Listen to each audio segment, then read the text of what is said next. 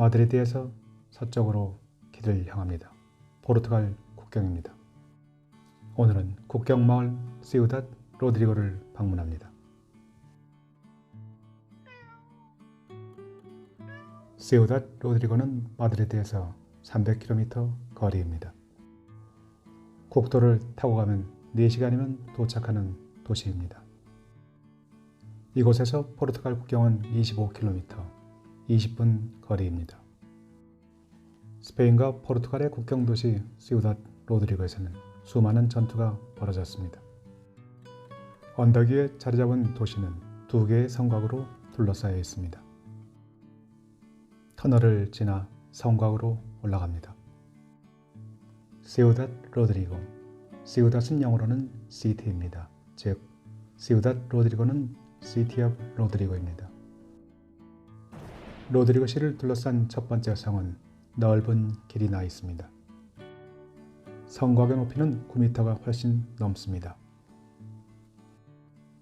도시 전체를 둘러싼 성의 길이는 2km가 넘습니다.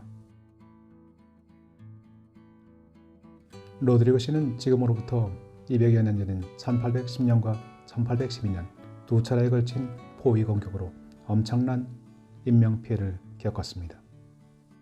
1800년대 초 유럽을 석권한 나폴레옹의 군대는 이베리아 반도로 방향을 틀었습니다. 나폴레옹의 목표는 스페인과 포르투갈 정복이었습니다. 1807년 나폴레옹 황제는 자신의 형 조제프를 스페인 국왕에 봉했습니다. 스페인 국민들은 프랑스 침략군의 압정에 분연히 맞서 일어났습니다. 스페인 독립전쟁은 1814년까지 이어졌습니다. 로드리고 시는 최전선에서 전쟁의 참화를 그대로 겪었습니다. 1810년 4월 6만 5천 명의 나폴레옹 군대가 이 성을 에워싸기 시작했습니다. 성을 지키는 스페인 병력은 5,500명이었습니다. 이마저도 정규군과 민병대를 모두 합친 숫자였습니다. 6만 5천 명에 이르는 프랑스의 대군은 60문의 대포로 이 성을 무자비하게 공격했습니다. 대포의 공격으로 성벽 한쪽이 무너지면서 마침내 1810년 7월 9일 로드리고 마을은 항복했습니다. 스페인 병력은 461명이 사망하고 994명이 부상을 당했습니다. 프랑스군 역시 180명이 사망하고 1000명 이상의 부상자가 발생했습니다. 항복한 스페인 군사들의 운명은 비참했습니다. 포로가 된 4천여 명의 스페인인들은 멀리 네덜란드로 끌려가서 프랑스의 영국 방어작전에 투입되었습니다. 스페인 화가 고야가 그린 2장의 그림입니다. 첫 번째 그림의 제목은 1808년 5월 2일입니다. 나폴레옹은 60만의 병력으로 스페인 왕위를 찬탈하고 스페인 국민을 무자비하게 탄압했습니다. 1808년 5월 2일 일단의 스페인 군인들이 이에 맞서 무장 봉기를 일으켰습니다. 프랑스군은 이에 대한 보복으로 다음 날인 5월 3일 수백 명의 민간인을 학살했습니다. 바로 이날 1808년 5월 3일이 바로 스페인 독립전쟁이 시작된 날입니다. 취약한 정규군 대신 스페인은 각지에서 민병대가 조직되었습니다. 이들은 프랑스군의 보급기지를 공격하고 파견대를 공격했습니다. 이른바 유격전의 시작입니다. 이들이 벌인 전쟁은 게리아라고 부릅니다. 전쟁은 스페인어로 게라입니다. 게리아는 게라에 전미사를 붙여서 작은 전쟁이라는 뜻을 담고 있습니다. 오늘날 우리가 사용하는 게릴라전, 유격전의 시초가 바로 이 게리아에서 비롯된 단어입니다. 호텔 앞에 석상이 있습니다. 구석기 시대에 만들어진 이 석상은 마을 간의 경계 또는 종교적 목적으로 만들어진 것으로 전해지고 있습니다. 14세기에 세워진 이곳에서도 치열한 전투가 있었습니다. 지금은 파라도르 나시오날 국립 호텔로 사용되고 있습니다. 파라도르는 스페인 재무성 산하 국유재산 관리국에서 관할합니다. 전국 각지의 자연 풍광이 수려한 지역에 위치한 성이나 오래된 호텔들을 주로 파라도르로 사용하고 있습니다. 역사적인 건물을 보존하고 관광을 증진하기 위한 목적입니다. 자연과 역사와 문화와 예술을 접목한 관광 상품입니다. 1928년 아빌라에 그레도 산맥의 첫 번째 바라더리가 생긴 이후 현재까지 96개가 운영되고 있습니다. 스페인의 진정한 문화, 역사를 이해하기 위해서는 꼭 방문해 볼 만한 가치가 있는 호텔입니다. 1810년 이 성을 차지한 프랑스군은 2년 뒤에 역시 똑같은 비극적인 운명을 맞았습니다. 이번 주인공은 영국의 웰링턴 공입니다. 웰링턴 장군은 영국과 포르투갈 연합군을 이끌고 포르투갈에서 나폴레옹의 대군을 밀어내고 있었습니다. 시우닷 로드리고는 포르투갈에서 스페인으로 향하는 길목입니다. 로드리고시는 천혜의 군사적 요충지였습니다. 나폴레옹 역시 포르투갈을 정복하기 위해서는 로드리고가 반드시 필요했고 웰링턴 역시 스페인으로 나아가기 위해 이 도시의 정복이 기묘했습니다. 1812년 1월 웰링턴 장군은 12,000명의 병력으로 공성전을 시작했습니다. 당시 성을 지키던 나폴레옹의 군대는 2,000명에 불과했습니다. 성을 지키는 프랑스 나폴레옹의 군대는 항전 의지를 불태웠지만 결국 영국 포르투갈군의 막강한 대포 앞에 무너졌습니다. 허물어진 성벽 사이로 영국군과 포르투갈군이 물밀듯이 밀려들었습니다. 그렇게 로드리고시에서는 1810년과 1812년 두 차례에 걸친 공성전이 벌어졌습니다. 로드리고시를 손에 넣은 웰링턴 장군에게 이제 거칠 것은 없었습니다. 나폴레옹의 군대는 북으로 패주를 거듭했습니다. 스페인 독립전쟁은 수많은 희생을 낳았고 역사의 전환점이 되었습니다. 1808년부터 1814년까지 6년간에 걸친 독립기간 중에 군인을 포함해 100만 명이 목숨을 잃었습니다.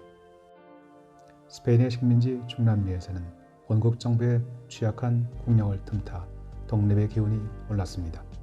그리고 포르투갈 왕가 역시 나폴레옹의 참화를 피해 브라질로 피신하면서 마침내 본국과 브라질 간의 새로운 관계가 형성되었습니다.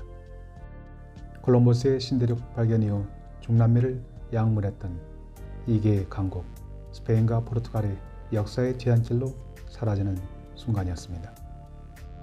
스페인과 포르투갈의 국경에 인접한 변경 도시 시우닷 로드리고가 생각보다 중요한 의미로 다가옵니다. 예전의 궁전이었던 이곳은 지금은 관광 안내소로 쓰여지고 있습니다. 수시로 각종 전시회가 열리는 곳입니다. 2층 구조의 건물 가운데는 넓은 중정이 자리 잡고 있습니다. 오늘은 시에가 베르데 이 근처에 위치한 구석기 시대 암각화에 대한 사진 전시회가 열리고 있습니다. 스페인에는 알타미라 동굴 말고도 수많은 지역의 구석기 시대 유물들이 남아 있습니다. 불과 200여 년 전에 이곳에서 그토록 참혹한 살육이 있었다고는 믿어지지 않을 정도로 잘 정비된 마을입니다. 로드리고의 역사는 구석기 시대까지 거슬러 올라갑니다. 기원전 2세기 이곳을 정복한 로마인들은 로드리고를 미로 브리가라고 불렀습니다. 지금도 이곳 사람들은 시우닷 로드리고보다는 미로 브리가를 더 좋아합니다. 12세기 스페인 북부의 레온 왕국의 알폰소 6세가 미로 브리가를 손에 넣었습니다. 그리고 로드리고 곤살레스 백자에게 인구 제2지와 도시 건설을 명령했습니다.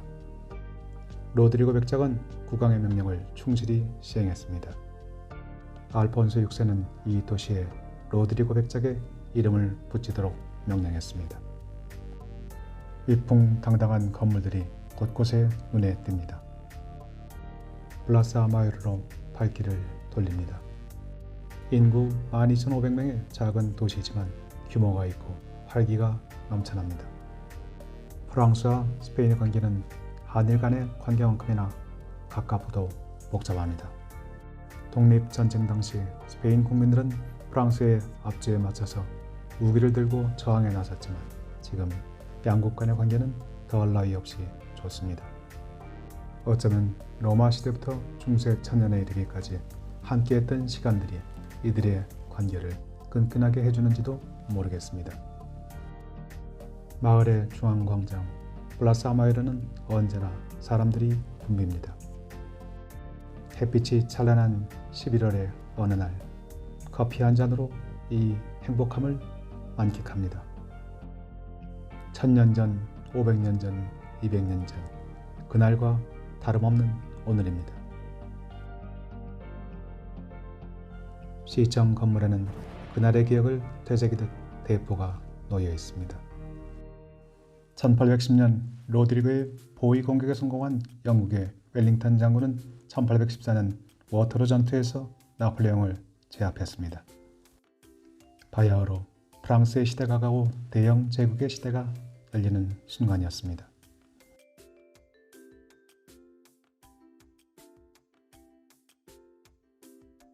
이제 세계에서 가장 진귀한 박물관 중의 하나로 발길을 옮깁니다. 기네스북에도 등재되었던 화장실 변기 박물관입니다. 이 지역 주민 호세마리아 델 아르코는 수많은 변기들을 모았습니다. 지금 이 박물관에 전시된 물건은 1350점입니다. 그리고 창고에는 400여 점이 더 보관되어 있습니다. 과연 어떤 재미있는 물건이 있을지 찾아가 봅니다. 금, 은, 동, 세라믹 등 모든 종류의 재질로 만든 각종 변기들이 전시되어 있습니다. 물론 변기들 말고도 손을 씻는 곳 그리고 타고들도 전시되어 있습니다. 왕실과 귀족들이 쓰던 변기들입니다. 겉으로 보기에는 일반 의자와 다름이 없어 보입니다. 여성들이 화장을 할 때 쓰는 도구들도 보입니다. 19세기 은으로 만든 유광입니다. 전시 공간은 협소하지만 그래도 볼만한 물건들이 많이 있습니다. 11세기부터 현대에 이르기까지 약 30개국에서 모아온 각종 물건들입니다. 성문이 새겨진 놀라운 조각품도 있습니다. 오묘한 색상과 아름다운 채색이 눈에 띄입니다.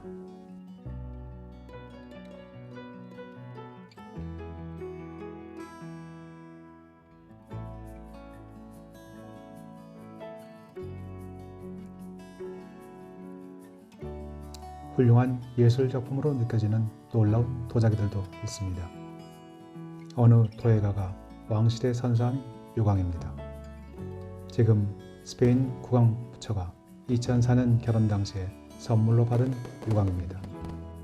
국왕의 친필 서명도 있고 왕실에서 보낸 감사서한도 함께 전시되어 있습니다. 2004년 5월 결혼식에서 이 선물을 받은 국왕부처의 표정이 어떠했을지 궁금해집니다. 스페인 국민들의 유머와 예술성이 느껴집니다. 변기도 이 정도면 예술입니다. 고야가 그린 두 점의 그림은 지금 마드리드의 프라도 미술관에 소장되어 있습니다.